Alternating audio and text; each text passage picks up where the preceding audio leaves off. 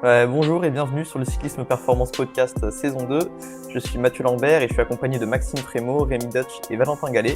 Aujourd'hui, on va parler de testing, mais avant, j'aimerais parler de nos webinaires. Rémi a fait le premier le 15 février sur la distribution des intensités et on a fait tous ensemble un webinaire questions-réponses le 24 février. C'était un jeudi soir à 18h30. Et donc voilà, c'était vraiment cool parce que c'est un webinaire en fait, donc le format est live et donc on a vraiment pu échanger avec vous, on a pu répondre à toutes vos questions. Donc on en fera d'autres. Pour ne pas les louper, vous pouvez vous inscrire au Club Cyclisme Performance. Vous recevrez les liens pour s'inscrire à tous nos prochains webinaires. Donc ça se passe dans votre boîte mail. Vous recevrez en plus du contenu exclusif. En fait, on fait des petites revues d'études scientifiques.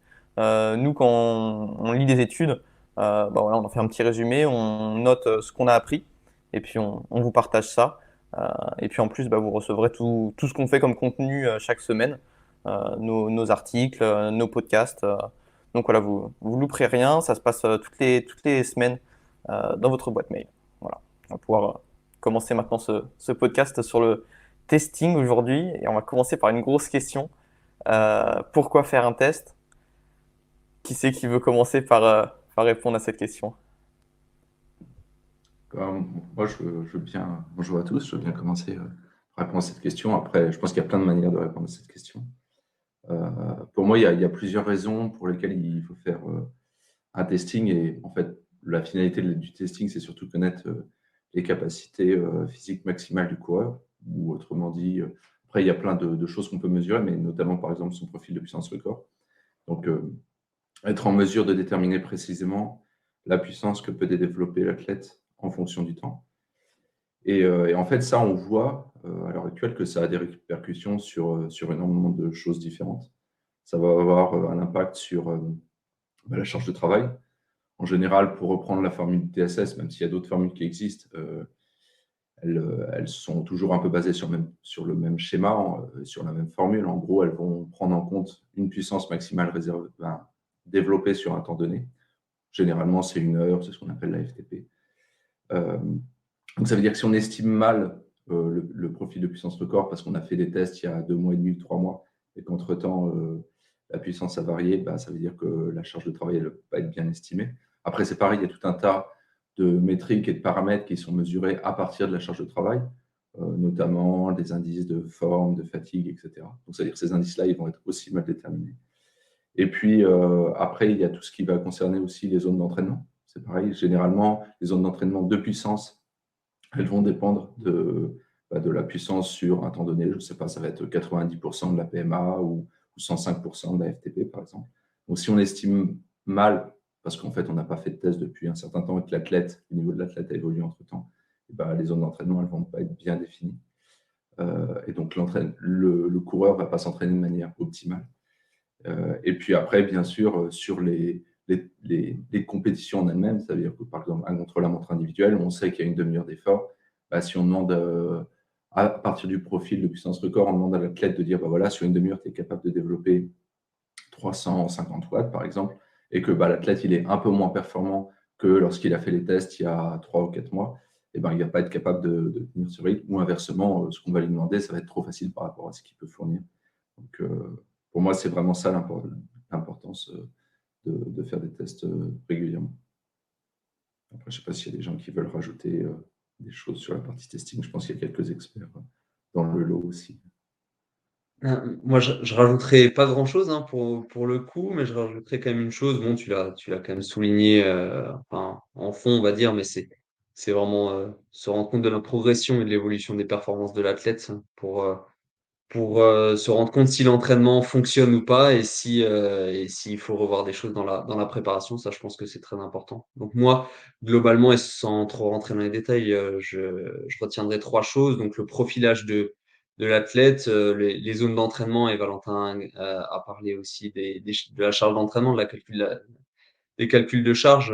Bon, ça va un peu de pair aussi, mais le calcul des zones d'entraînement.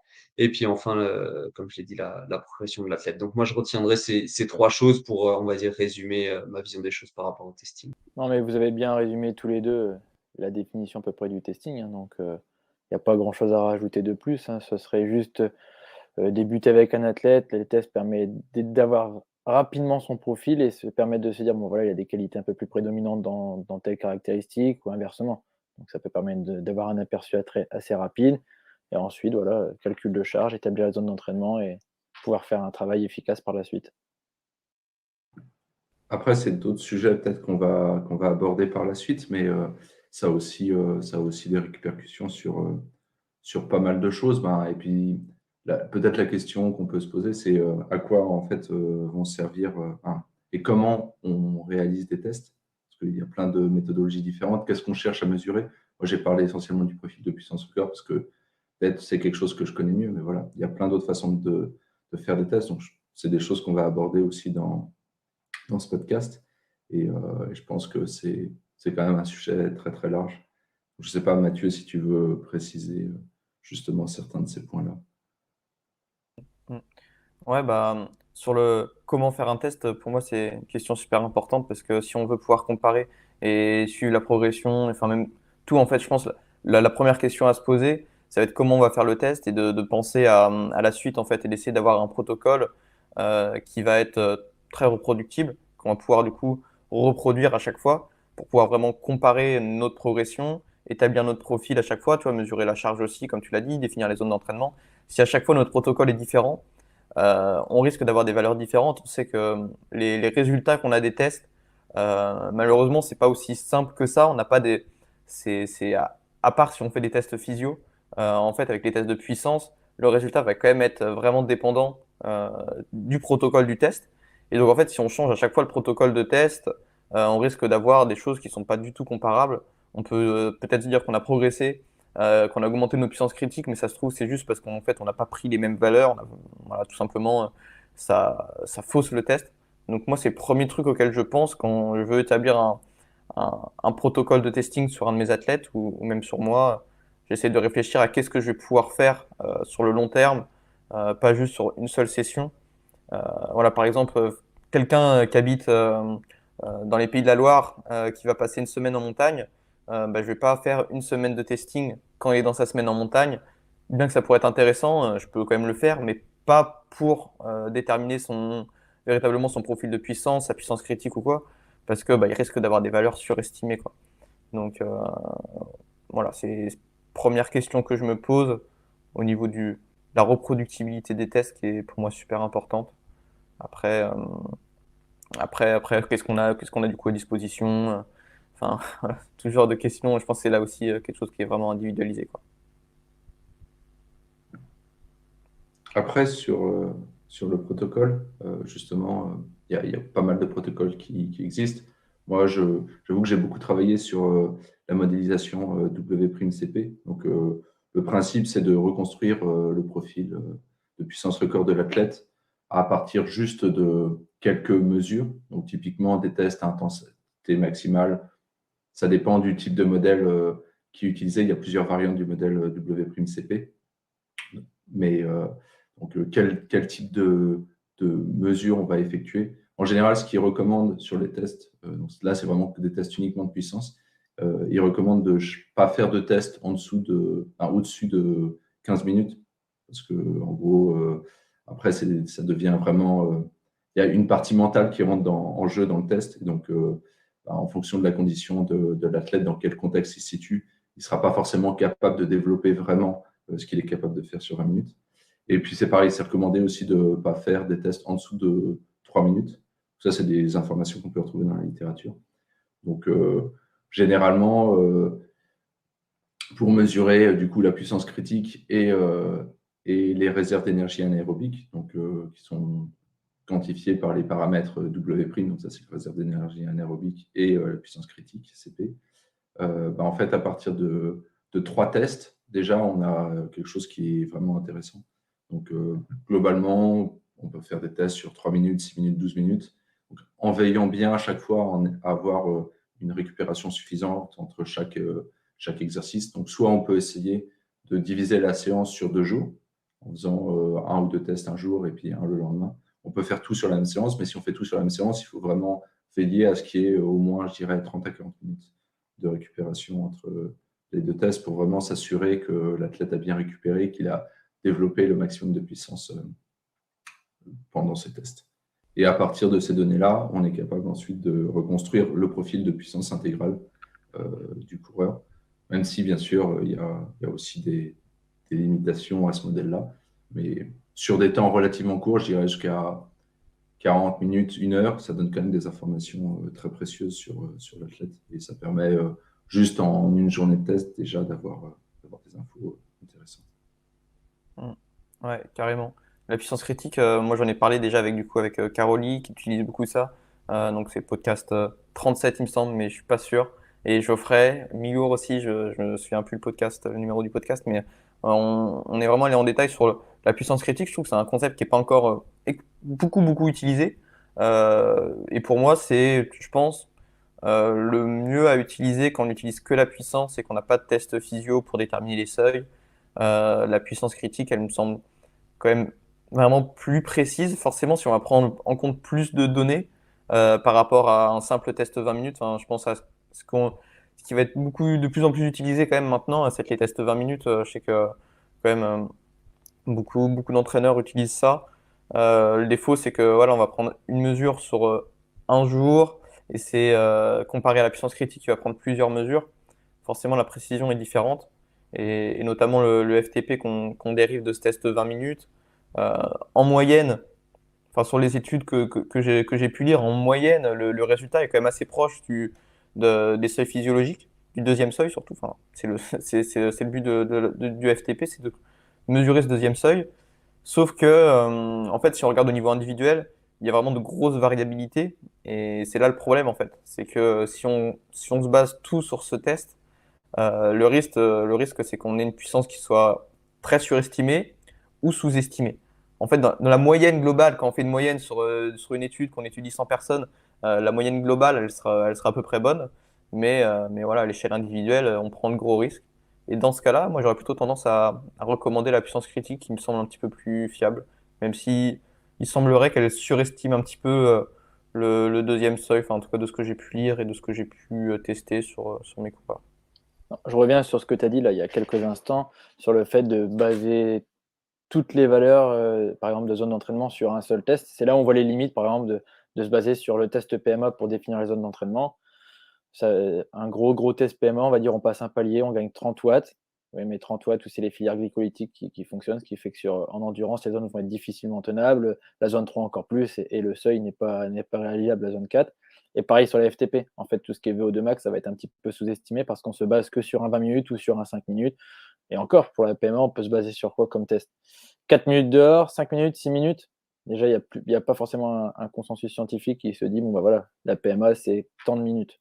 Il y a plusieurs écoles, il y a plusieurs méthodes d'évaluation, donc c'est surtout utiliser les mêmes tests. Et moi, depuis quelques temps aussi, c'est pareil, j'utilise la puissance critique parce que je me rends compte que on a des valeurs, c'est plus facilement évaluable. Par exemple, un trot et 12 minutes, ça se cale assez facilement. C'est pas très contraignant et, et les valeurs restent assez cohérentes ensuite. Et pour rebondir un peu sur la puissance critique, je me rends compte que WKO 5, la MFTP, se rapproche énormément des calculs de puissance critique. Donc du coup, eux, ils appellent ça MFTP, mais est-ce que du coup, c'est pas juste une appellation d'un calcul de puissance critique? Et comme on ne peut pas savoir comment ils calculent ça, je peux pas aller plus loin sur cette affirmation. Après, si je peux rajouter quelque chose sur le modèle WCP, parce que c'est quand même quelque chose qui, je pense, prend de l'ampleur et qui a beaucoup d'intérêt. Il y a quand même une grosse limitation pour moi du modèle, c'est effectivement, et c'est quelque chose en fait qui est inhérent aussi au testing, c'est comment on va estimer les capacités physiques de l'athlète sur des temps longs. C'est-à-dire que sur des temps de 5-10 minutes, je ne sais pas, il y a un contre-la-montre à préparer, même d'une demi-heure. Si on veut vraiment être sûr, on lui fait faire un test 3 semaines, un mois avant d'une demi-heure, et ça donne déjà une bonne idée de ce qu'il peut faire. Puis probablement, dans sa préparation, de toute façon, il va avoir un contre-la-montre similaire, et on va déjà pouvoir avoir une idée de ce qu'il peut faire. Là où c'est plus compliqué, c'est sur des efforts longs, des efforts de 2, 3, 4 heures. C'est quand même très compliqué d'aller demander à l'athlète, à l'entraînement, d'aller faire un test à intensité maximale pendant 4 heures. Et en plus, même si on lui demande, vraisemblablement, les aspects de motivation sur ce type de durée, ils sont quand même extrêmement importants. Et à l'entraînement, il n'aura pas la même motivation qu'en course. Et pour moi, la grosse limitation du modèle W'CP, en tout cas, les modèles et les variantes qu'on trouve dans la littérature, c'est que la fatigue n'est pas prise en compte, ou en tout cas pas prise en compte de façon optimale. Et du coup, en fait, au bout de 4 heures, on va dire à l'athlète qu'il est capable de développer sa puissance critique, justement, ce qui normalement correspond plutôt, approche en tout cas, le seuil ventilatoire 2. Et ce deuxième seuil ventilatoire, c'est une durée, bon, ça dépend des athlètes, mais disons qu'on peut tenir entre 35-40 minutes et 1 heure. Donc, si on demande à un athlète de fournir un effort à intensité maximale pendant 4 heures, à normalement quelque chose qui est au maximum, il peut tenir sur 1 heure, on voit un peu toutes les limites du modèle.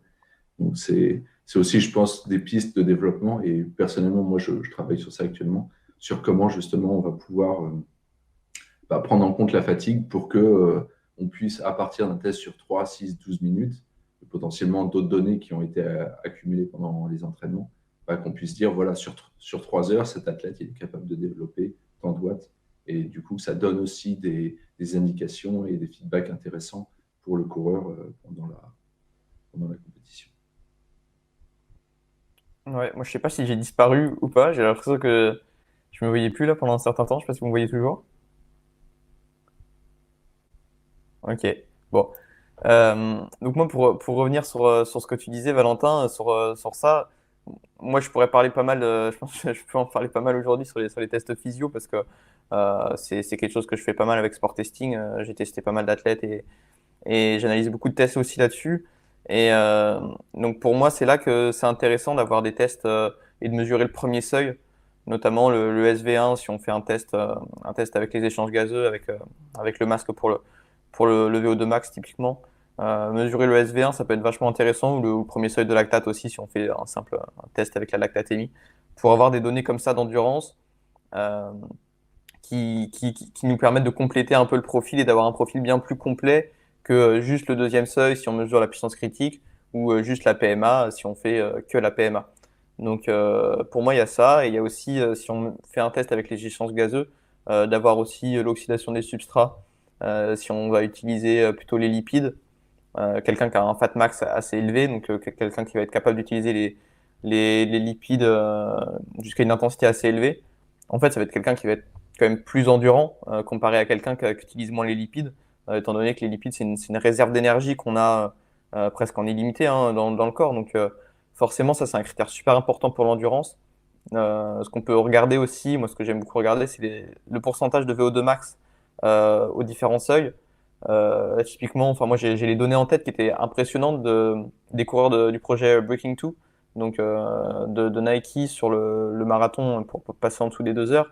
On a eu les données de ces athlètes-là et qui avaient un deuxième seuil à 95% du VO2 max, donc très très très élevé, et un premier seuil, il me semble que c'était genre 85% du VO2 max. Donc c'est des valeurs qui sont vraiment exceptionnelles, on va dire. C'est assez rare de voir ça pour le coup, moi j'en vois pas souvent. Mais ça va vraiment être super important pour l'endurance parce que vous allez pendant on va dire si on reprend la définition du deuxième seuil par exemple qui va être l'état stable métaboliquement parlant qu'on peut tenir la plus haute intensité dans un état stable, forcément plus cette intensité elle est élevée, plus sur toute l'échelle, tout le spectre des intensités, vous allez moins fatiguer en fait. Et donc pour ce qui est de l'endurance, c'est super important. Et donc comme ça, on a un profil vraiment complet. Il y a aussi l'économie pour moi, enfin, ou le rendement, ça dépend ce qu'on mesure, mais ça aussi, ça va être super intéressant. L'athlète qui va avoir un mauvais rendement, qui va gaspiller entre guillemets beaucoup d'énergie, ce sera un athlète qui sera pas très endurant. Donc, euh, donc voilà, pour moi, c'est là le vrai atout des tests physio. Et tu parlais aussi de la motivation. Je pars aussi sur autre chose, mais j'y pense maintenant. Le fait que sur des tests physio, par exemple, on n'ait pas besoin de faire un test maximal. Et ça, notamment sur le test 20 minutes, ça, j'avais lu une étude là-dessus où en fait, comparé, si on fait un protocole d'entraînement pendant un mois ou 2 mois, je ne me souviens plus exactement, avec un test FTP au début du protocole, un test FTP à la fin, donc un test 20 minutes, qu'on compare à l'évolution d'un test MLSS, qui est un peu le gold standard pour le deuxième seuil, donc c'est avec la lactatémie, on se rend compte que le FTP n'a pas varié, alors que le MLSS a augmenté. Et donc ça, une des explications possibles, ça serait peut-être dû au facteur motivation, en fait, qui vient rentrer en compte dans l'équation du test FTP Et le problème, c'est que ça peut complètement en fait fausser l'idée qu'on a de la progression de l'athlète, parce que il suffit que ce jour-là, voilà, on était un petit peu moins en forme, un peu moins motivé, et à 10 watts près, ça peut faire la différence. Comparé à un test physio où pour estimer les seuils, on n'a pas besoin de se donner à fond. Voilà. J'ai beaucoup parlé, dit pas mal de choses. Euh, Bah, Vas-y, Valentin, excuse. non, non, mais Rémi, je crois, voulait intervenir. Ouais, je voulais juste rebondir là-dessus, mais c'était sous forme de question pour Mathieu sur avec Sport Testing, quand tu fais passer des tests physio, et notamment avec les échanges gazeux, tu es sur le terrain, tu es en condition, enfin, tu utilises quoi comme matériel et surtout, oui, tu es sur quel type de terrain quand tu fais ça? Ou alors est-ce que tu le fais sur Home Trainer? Il y a plusieurs façons de le faire. On peut très bien faire les deux.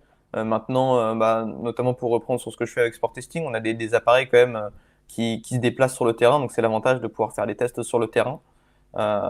Mais ce que j'ai remarqué de manière intéressante, c'est que la puissance en fait aux différents seuils, finalement, n'est pas si différente entre le test terrain et le test home trainer.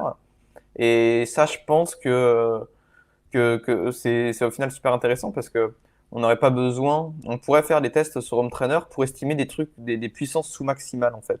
Là, la différence que je vois entre le Home Trainer et les tests terrain, ça va vraiment être la PMA. Là, peut y avoir quand même une vingtaine de watts de différence.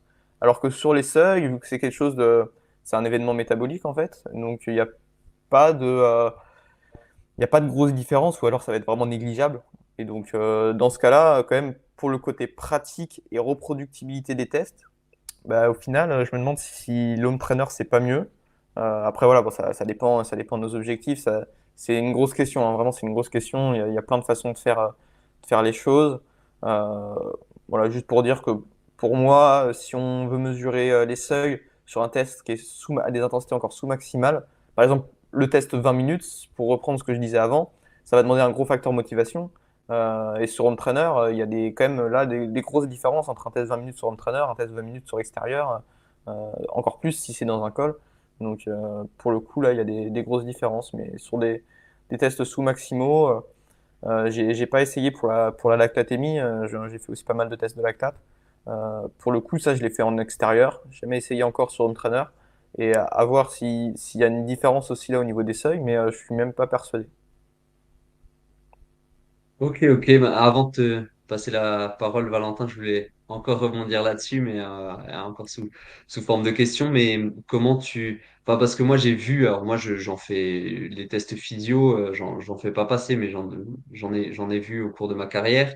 Et c'est vrai que j'ai perçu des différences, des grandes différences entre ce qui se passait en laboratoire et ce qui se passait sur le terrain. On va peut-être d'ailleurs en reparler après. Mais toi, tu utilises quels indicateurs sur le terrain pour traduire ce que tu as trouvé en laboratoire, enfin concrètement, pour par exemple travailler au seuil. Après, tu vas donner des consignes de puissance ou des consignes liées à la fréquence cardiaque une fois que les athlètes seront autonomes et sans les outils pour mesurer les échanges gazeux ou la lactatémie.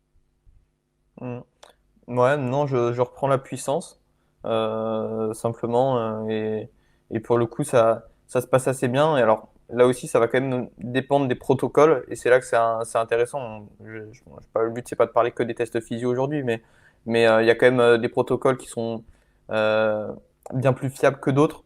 Pour reprendre sur la lactatémie, par exemple, on sait que il faut des paliers quand même d'un minimum de 6 minutes.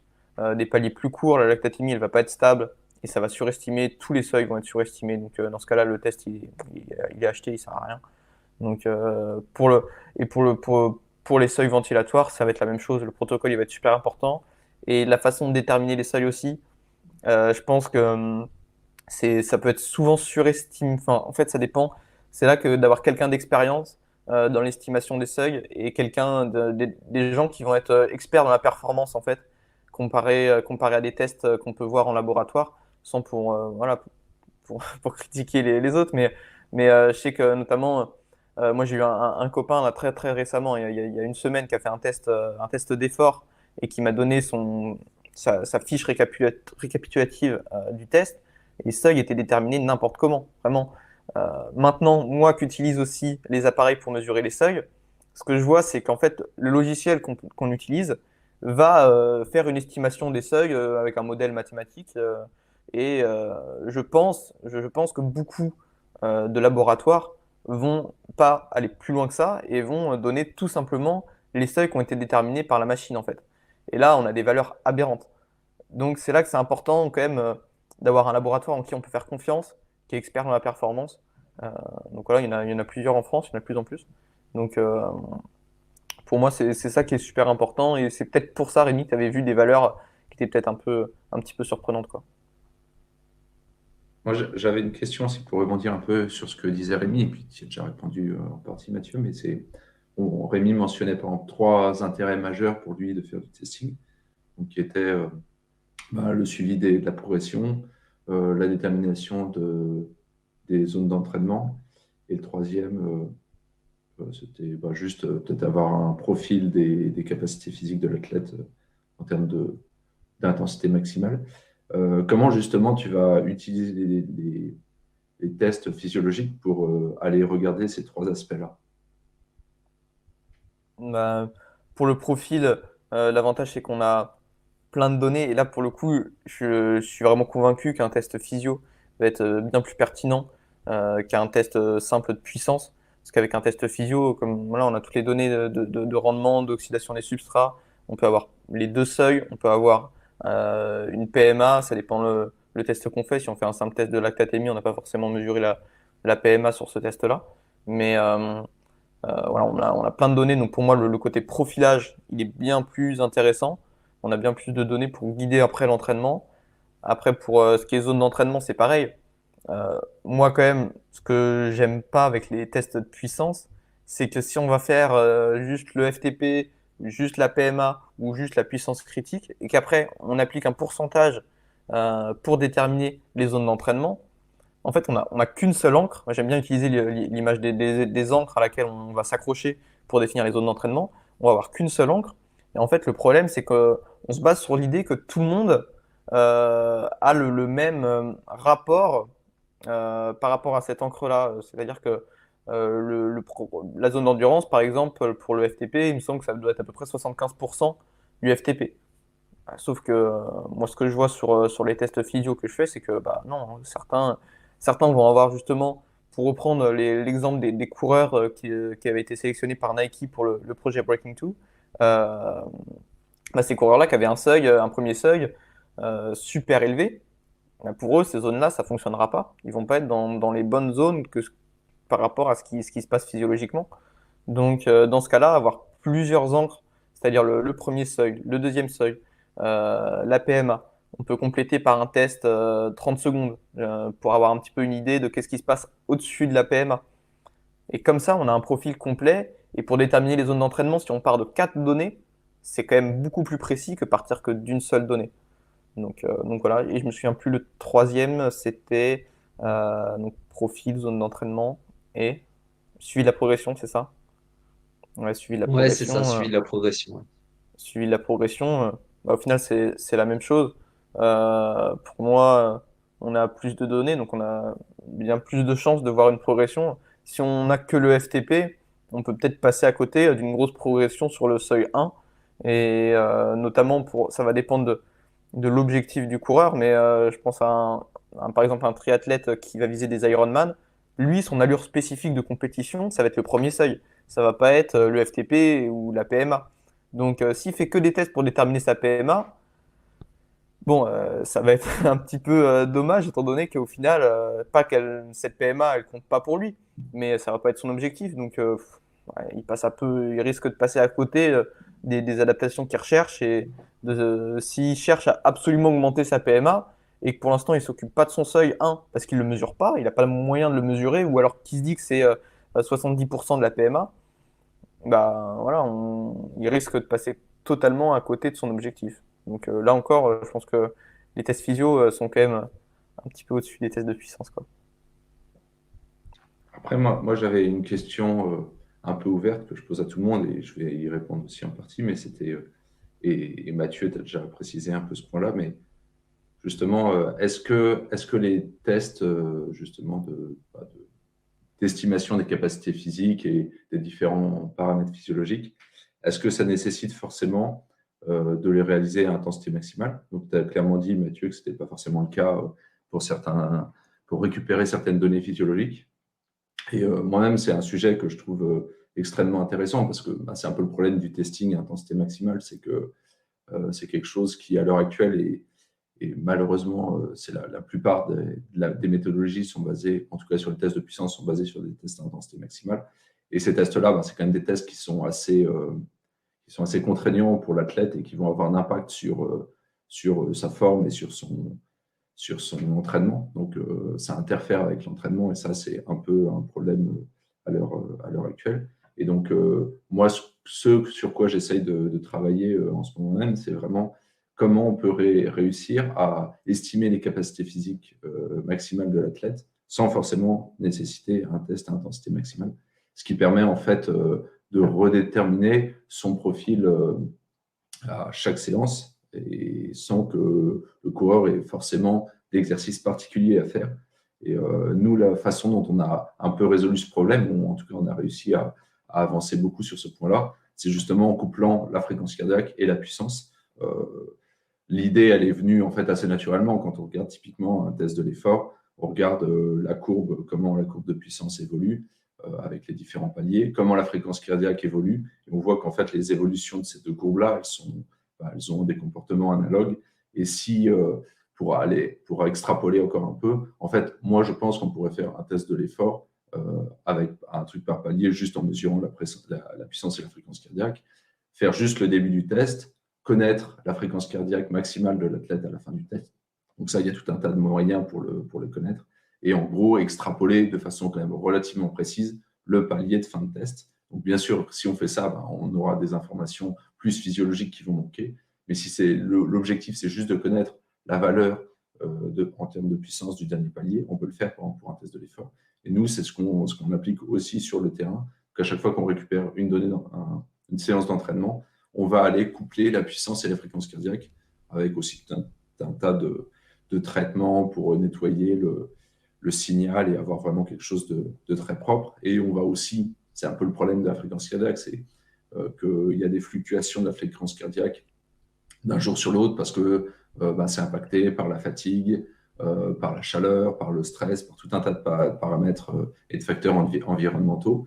Et donc, nous, la façon dont on résout ce problème-là, justement, ça va être en allant regarder plusieurs séances qui ont été faites dans le passé et faire une sorte de moyen-âge sur ces séances. Et ça permet d'avoir après une estimation des capacités physiques très précise et de voir l'évolution, justement, séance après séance, sans forcément que l'athlète ait besoin de faire des tests à intensité maximale. Voilà, moi, c'était un peu la façon dont je me sortais du problème de faire des tests à intensité maximale. Et Mathieu, toi, tu as précisé effectivement le fait que dans les tests physio, il n'y avait pas forcément de tests certaines valeurs, en tout cas, pouvaient être déterminées sans des tests à intensité maximale. Après, je serais aussi intéressé de savoir justement comment Rémi et Maxime gèrent ce problème. Ça veut dire que est-ce qu'ils font quand même des tests à intensité maximale? Est-ce qu'ils ont réussi à trouver de par leur expérience, des solutions pour ne pas forcément nécessiter des tests à intensité maximale? Voilà, c'est une question qui m'intéresserait vraiment. Donc, moi, je vais nuancer un petit peu. En fait, tout va dépendre de ce qu'on cherche à mesurer le jour J. Par exemple, dans tout ce qui est détection de talent, on fait des tests maximaux. En fait, on cherche à évaluer les qualités du coureur, donc qualité maximale sur des durées courtes, donc le sprint. Donc là, voilà, c'est des intensités maximales sur des durées très courtes, 8 secondes. Ensuite, on va regarder un peu côté glycolytique, donc le Wingate, le 30 secondes. Ça permet vraiment de voir la résistance, aussi un peu la capacité motivationnelle. Quand à côté, tu vois direct le coureur qui, au bout de 20 secondes, il est à bloc, mais parce que tu le remotives, il se remet en danseuse, il continue d'appuyer sur les pédales. Tu peux noter un petit peu cet aperçu-là. Et ensuite, le test PMA qui permet d'évaluer avec le palier 30 watts toutes les 2 minutes. Voilà, ça évalue la PMA sur le jour J. Après, il faut prendre en considération son entraînement, etc., ce qu'on ne maîtrise pas forcément, vu que c'est des athlètes qu'on évalue. Mais ça, c'est vraiment parce que voilà, on cherche dans la détection, on cherche à identifier des jeunes qui ont potentiellement un gros moteur au jour J, ou peut-être un coureur qui n'a pas forcément des résultats, mais qui a un moteur, mais qui ne s'exprime pas dans la bonne type de discipline. Et inversement, à l'entraînement, voilà, c'est différent. Moi, j'essaye vraiment de faire, je m'intéresse donc forcément au profil de puissance, sans forcément faire des tests. Tu peux regarder sur les durées maintenues, quand le coureur fait des courses assez longues, tu peux regarder sur les durées maintenues 1 heure et demie, 2 heures et voir si ça colle avec les zones d'entraînement que tu retrouves si tu appliques, des pourcentages en fonction de la puissance critique. Voilà un petit peu moi comment je visualise et que j'essaye de faire au mieux pour pas forcément redire faire des tests, mais d'essayer d'avoir un profil de puissance qui est utilisable et fonctionnel. Après, moi, pour éviter justement ces tests maximaux, alors sans passer soit par des algorithmes complexes que je ne maîtrise pas ou par des tests physiologiques, ce que je vais faire, c'est que je vais regarder finalement ce qui se passe à l'entraînement. Alors par contre, je vais quand même passer par des efforts maximaux parce qu'à un moment donné, à l'athlète, je vais lui demander d'aller faire des séances PMA, par exemple, des séances au seuil. Et je vais, on va dire, coupler différents paramètres où je vais regarder la puissance, la fréquence cardiaque, le RPE, donc la difficulté à l'effort de l'athlète et sur la séance. Et finalement, je vais pouvoir, alors là, par contre, ça va être beaucoup plus compliqué pour profiler l'athlète et pour déterminer les zones, quoique, mais en tout cas, ça va me donner une indication sur son état de forme déjà, sur sa capacité de performance à l'heure actuelle, mais aussi sur les zones dans le sens où ça va me permettre de mieux calibrer mes séances. Donc, des fois, je ne passe pas nécessairement par des tests pour calibrer mes séances, mais je peux passer par les séances, disons, pour calibrer les futures séances en utilisant des séances, en me basant en fait sur des séances très similaires qui vont se répéter dans le temps et en les comparant entre elles. Alors, c'est quelque chose de peut-être plus accessible pour le commun des entraîneurs. Alors, c'est peut-être quelque chose d'aussi moins pointu, mais disons que c'est une manière de contourner ce problème. Ouais, et ça, j'ai fait ça exactement la semaine dernière, justement, avec un de mes coureurs sur une séance PMA. Voilà, je me suis dit que je pouvais me permettre d'augmenter un petit peu son FTP. C'est un coureur que je fais à distance, donc je peux pas faire de test physio avec lui. Et comment tu fais, toi, Rémi, justement? Est-ce qu'après, tu lui dis comment ça se passe que moi, je l'ai fait discrètement et, et je sais pas si c'était la bonne façon. Je sais pas justement trop comment approcher ça. Non, en fait, je lui dis rien. Il fait de toute façon à chaque séance, à chaque séance d'intensité, je vais regarder ce qui se passe. Après, encore une fois, c'est peut-être pas hyper précis et ça va surtout pas être précis pour mesurer. euh, enfin, quoique, par exemple, la PMA, enfin, si on peut trouver des corrélations, mais non, j'en parle pas à l'athlète. En tout cas, moi, je l'évalue sur chaque séance, mais même y compris les séances en endurance, je vais regarder ce qui se passe. Mais évidemment, j'en parle pas avant la séance à l'athlète, mais après, je peux lui faire un retour pour lui dire s'il y a effectivement, je vois qu'il progresse, ou par exemple, si, tiens, ben là, c'était. Mais finalement, ça rentre dans l'analyse de séance globale. Donc, voilà, c'est une manière détournée encore une fois, mais je pense que malgré tout, il y a une perte d'informations par rapport au test qu'on peut faire habituellement. En tout cas, dans ce que je propose. Et même, l'utilisation du RPE pour l'entraînement est très, très utile, hein, sans forcément déterminer, admettons, le seuil 1. Tu dis au coureur d'aller rouler en endurance, et de se laisser dicter par le RPE en ressenti. Tu lui dis: «Voilà, tu restes entre, on va dire 3,5 et 4,5, 5 sur 10».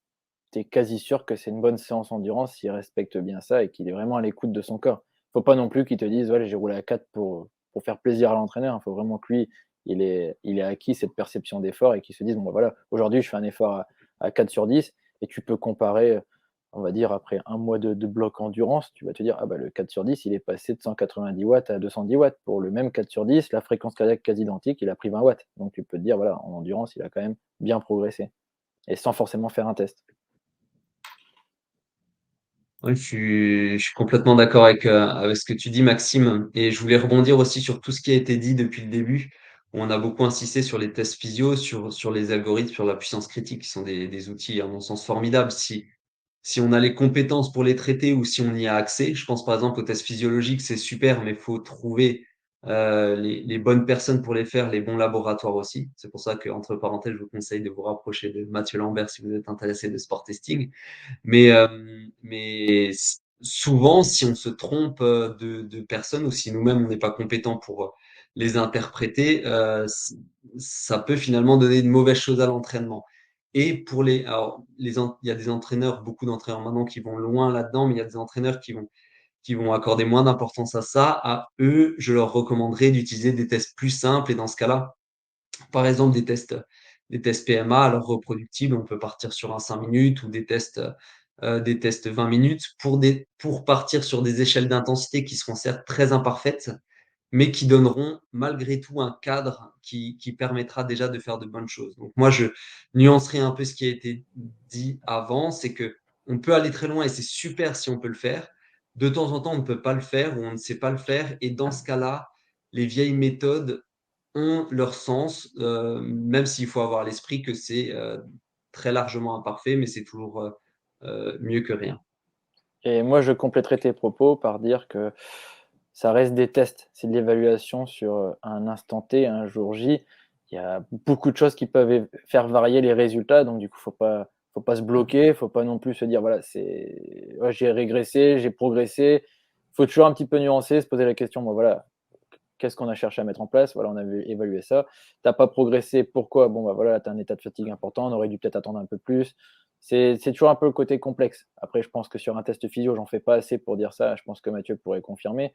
Mais quelqu'un qui est fatigué, je pense que les filières glycolytiques vont travailler beaucoup plus rapidement, précocement, ce qui fait qu'on peut peut-être perdre un palier, que si on est frais, un peu plus en forme, on va gagner un palier supplémentaire. Là, je mets l'hypothèse.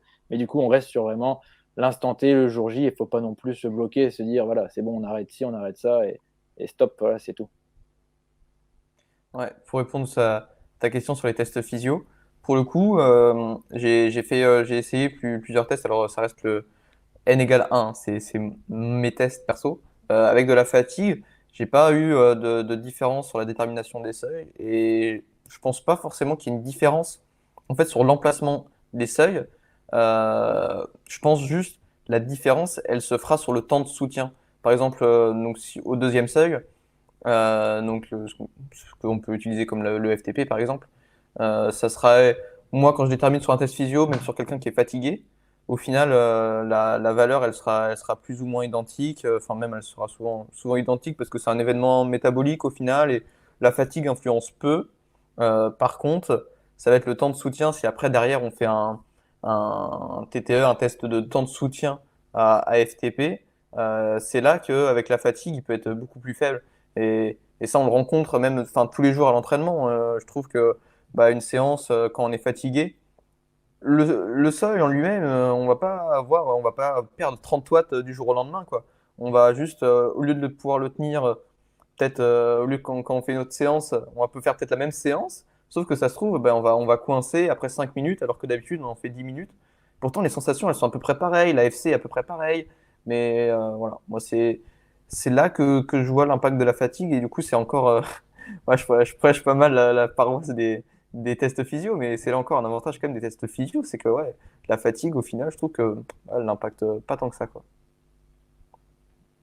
Moi, si je peux rebondir. Bah, déjà, je peux commencer par juste préciser quelques acronymes, parce que moi, je suis novice et il y a, dans le domaine de l'entraînement, et il y a certains acronymes que je ne connaissais pas, donc je me dis qu'il y a peut-être des gens qui écoutent ce podcast et qui vont pas connaître certains acronymes. Bon, FTP, je pense que tout le monde sait ce que ça veut dire, c'est Functional Threshold Power. C'est la puissance fonctionnelle ou seuil, on va dire. TTE, que Mathieu a mentionné, c'est Time to Exhaustion. C'est vraiment un test où on va regarder quel est le temps qu'on va pouvoir maintenir avant la fatigue de l'athlète. Et puis tu parlais aussi de l'acronyme MLS, donc c'est Mean Lactate Steady State. Donc c'est le seuil, on va dire, à steady state, c'est que tu peux maintenir de façon stable en termes de lactate. Donc, voilà, pour préciser quelques acronymes. Après, sur les variations effectivement des tests, je dirais presque au jour le jour. C'est-à-dire que si on fait une étude pour essayer de voir un petit peu comment on varier les résultats des tests, il y a plusieurs choses à prendre en compte. Déjà, il y a les variations intrinsèques de puissance, on va dire, de l'athlète d'un jour sur l'autre. Moi, j'avais lu quelques publications là-dessus et de mémoire, c'était en gros plus ou moins 10 watts d'un jour sur l'autre. C'était en gros les variations qu'on pouvait voir chez des athlètes. Après, si on fait par exemple typiquement un test sur le terrain avec un capteur de puissance, il y a aussi la précision du capteur. Donc, maintenant, on a des capteurs qui ont une très bonne précision. Il faut penser à faire une calibration avant chaque test. Mais voilà, tous ces petites choses-là mis bout à bout, ça peut faire qu'en fait, même avec un test avec seulement 3-4 jours d'écart, on peut voir des différences qui ne sont pas totalement négligeables et qui ne sont pas forcément dues à une variation du potentiel de l'athlète, mais juste au fait que c'est des fluctuations en termes d'acquisition des données, en termes de fluctuations naturelles intrinsèques en fait d'un jour sur l'autre. Donc c'est aussi, je pense qu'il faut aussi faire attention à ne pas trop surinterpréter les tests et réussir à prendre un petit peu de recul et pas forcément se dire ah bah là on a fait quelque chose de très mal au niveau de l'entraînement parce que en 4 jours il a perdu 10 watts. 10 watts, on est dans la marge d'erreur, je dirais, en tout cas d'un test sur le terrain avec un capteur de puissance. Donc c'est important aussi de bien relativiser ce genre de choses. Et après j'avais aussi une question pour Maxime parce que je pense que c'est un de nous qui a passé le plus de tests. Et c'est une question très pratique, en fait, mais justement, de tous les tests que tu as pu passer, quel conseil tu donnerais pour les gens qui justement, encadrent ce genre de tests? Est-ce que tu aurais des conseils particuliers pour mener à bien et de la meilleure façon possible ce genre de test? Donc là, tu parles des tests, on va dire, des détections sur home trainer. Ouais, exactement. Alors ouais, c'est comme tu viens de dire et ce que je disais juste avant, c'est qu'il faut prendre des pincettes parce qu'on est sur des jeunes. On a un âge biologique, on va dire, un peu différent. Certains ont déjà une croissance, d'autres n'ont pas encore eu le pic de croissance. Il y a l'entraînement aussi à prendre en compte. Tu tombes sur un petit KD1 qui débute dans cette catégorie-là. Il a 6 mois de vélo, il n'a pas forcément d'entraînement structuré, pas forcément des éducateurs dans le club qui lui permettent de progresser. Donc tu vas l'évaluer et tu vas dire, il est mauvais. C'est peut-être méchant ce que je dis. Tu vas dire, il est mauvais, les watts sont pas bons, il n'a pas les watts kilo, le ratio est pas bon. Mais si tu prends en compte, tu compares avec le KD2 qui a déjà, je sais pas combien de kilomètres, il roule 4 fois dans la semaine. Sur l'échelle du comparable, c'est compliqué de comparer un jeune qui n'est pas entraîné avec un jeune qui est peut-être hyper entraîné. Donc les chiffres, en fait, vont dire, bon bah voilà, c'est toujours à prendre des nuances, il faut prendre du recul, avoir des nuances, essayer de comprendre un peu comment le jeune fonctionne. Donc c'est là où c'est compliqué parce que tu peux te dire, voilà, tu as les parents qui vont être derrière, qui vont te dire, non mais moi il roule pas de la semaine, et quand tu vas regarder sur son Strava, il fait 500 bandes dans la semaine, il roule plus que des élites. Et c'est la réalité, hein, j'en ai vu des comme ça, qui te passent les watts, etc. Et tu regardes en KD1 et en KD2, ils ont quasi pas gagné de watts à PMA. Et tu te dis, bah, tiens, c'est bizarre. Il avait déjà une bonne PMA l'année dernière, il n'a pas progressé. Tu regardes en junior, il n'a pas forcément de résultats. Et il n'a plus de progression. Là, moi, j'ai commencé de mon côté à reprendre les données parce que j'ai commencé cette thématique avec les FFC il y a 5 ans. Bon, il y a eu le Covid, mais ceux que j'ai évalués il y a 5 et 4 ans, c'est ceux qui arrivent dans les catégories élites. Donc, du coup, j'essaye de voir si je trouve une tendance entre ceux qui avaient les meilleures valeurs peut-être au sprint ou valeurs à PMA. Est-ce qu'on les retrouve aujourd'hui chez les élites ou chez les pros? Ça peut être une thématique intéressante. Est-ce qu'il y a vraiment un lien entre ce type d'évaluation et la réalité du terrain? Voilà, c'est toutes les questions que je me pose actuellement sur cette thématique. Et c'est surtout, voilà, quand tu évalues quelqu'un, on reste sur un test à l'instant T. Et c'est un test sur home trainer, donc le côté motivationnel va énormément jouer. Moi, j'ai vu des coureurs, ils étaient très très bons en cadet, mais comme il y avait les parents à côté, ils se mettaient la pression. Le cardio, avant le test, il était déjà à 100 watts, il était déjà à 150, 160 pulsations. Et tu lui dis, je demande aux parents de sortir et on discute, il redescend à 120 pulses, il passe des paliers supplémentaires, alors que si tu fais pas ça, bah en fait, arrivé à 300 watts, il est même pas à fond, quoi. Il a tellement le stress et tout, nerveusement, il est à bloc. Après, en tout cas, je trouve ce sujet super intéressant. Je pense que ça intéresserait beaucoup de gens aussi dans le monde de la recherche. Donc, n'hésite pas, Maxime, à écrire un papier sur comment évoluer les individus, en fait, une fois que tu les as testés vraiment très jeunes, et puis 4-5 ans plus tard. Je pense qu'il n'y a pas tant de recherches qui ont été faites là-dessus. Et du coup, si tu as accès à ce genre de données, ça peut être super intéressant. Non, mais c'est clair, en fait, c'est se dire là, c'était ma thématique de mémoire de Master 2, et en fait, les profs m'avaient posé la même question que toi un petit peu, c'est est-ce que tu es sûr de ce que tu mets en place?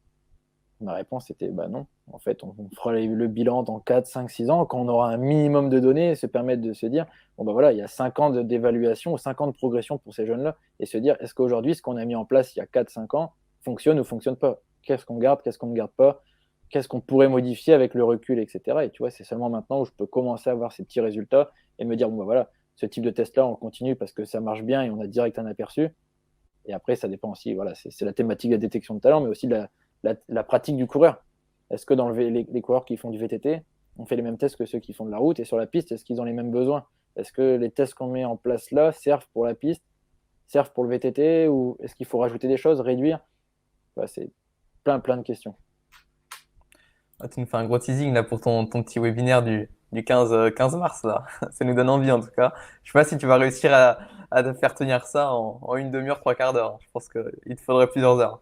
Non, ouais, c'est compliqué parce qu'il y a plein de choses. On pourrait évaluer plein de choses, mais après, c'est faire du test, pour en faire quoi? Est-ce que si c'est Ouais. pour prendre les jeunes la journée, ils arrivent à 8 heures et ils repartent à 10 heures, tu leur as fait passer 25 tests, et au final, est-ce qu'ils sont pertinents ces tests-là? C'est ça en fait qu'il faut trouver, c'est la pertinence avec les moyens à disposition, des choses qui soient pratiques, facilement à mettre en place, que d'année en année, tu utilises le même protocole, reproductibilité, même matériel, même calibration, pour se permettre de comparer et de quantifier des progressions. Si tu commences des tests avec un home trainer, l'année d'après, tu fais des tests sur un autre home trainer, bah, les watts vont avoir évolué, mais est-ce que c'est lié au coureur qui a progressé ou est-ce que c'est lié au changement de capteur? Tu vois, c'est Mm, toute la problématique du testing. Ouais. Moi, j'avais une dernière question à propos de ces tests. Je pense qu'on finira peut-être là-dessus. Par rapport à l'approche, est-ce que sur les tests de puissance, du coup, enfin même si ça pourrait aussi s'appliquer sur les tests physio, même si, comme je l'ai dit, les tests physio sont peu impactés par la fatigue, donc pour moi c'est un peu différent. Mais sur les tests de puissance où on va demander un effort maximal, est-ce que vous standardisez un petit peu l'approche? Est-ce que ça va être des semaines dédiées au testing? Est-ce que faut réduire un peu la charge en amont pour arriver frais? Ou est-ce qu'au contraire, on essaye de placer ça un peu à l'intérieur d'un cycle d'entraînement pour avoir une mesure peut-être plus fiable, entre guillemets, de plus représentative de ce que le coureur va vivre tous les jours, parce qu'il ne va pas être au top de sa forme tous les jours. Comment on approche ces tests?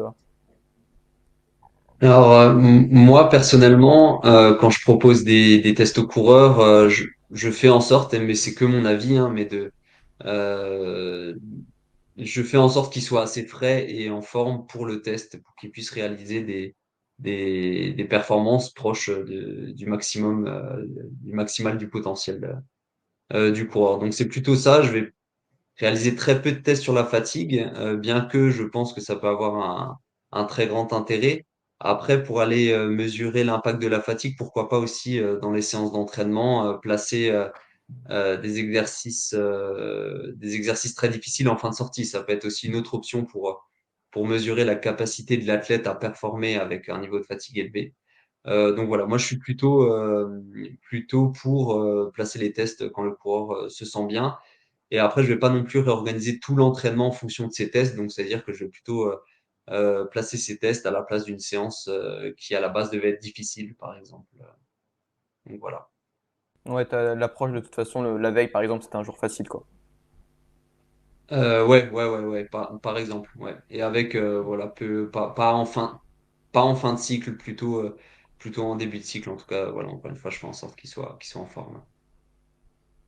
Après, moi, Ouais, je peux ouais. rebondir aussi un peu ce que tu disais. C'est, je pense, une grande tendance de, de, de la recherche actuelle, c'est justement aussi d'estimer un peu les capacités physiques. Là, on a parlé du testing, mais justement, on sait que d'un athlète sur l'autre, ce qu'il est capable de développer sur 20 minutes en début d'entraînement ou de compétition, et ce qu'il va être capable de développer après 3 ou 4 heures de course, ça peut varier de façon assez importante, surtout en fonction de l'athlète.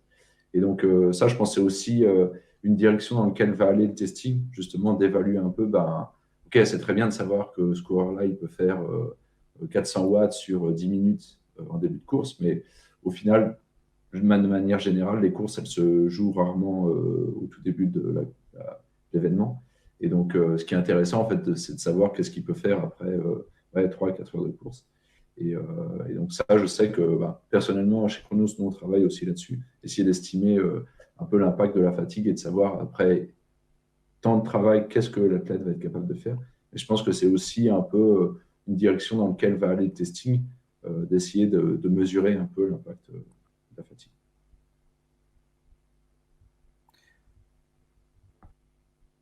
Et je rajouterai juste une petite interrogation, je pense, qui peut être la réalité. c'est se dire, bon, bah voilà, on teste un coureur, il sort, admettons, 400 watts de FTP. Donc, du coup, on va dire, il est frais, il sort 400 watts.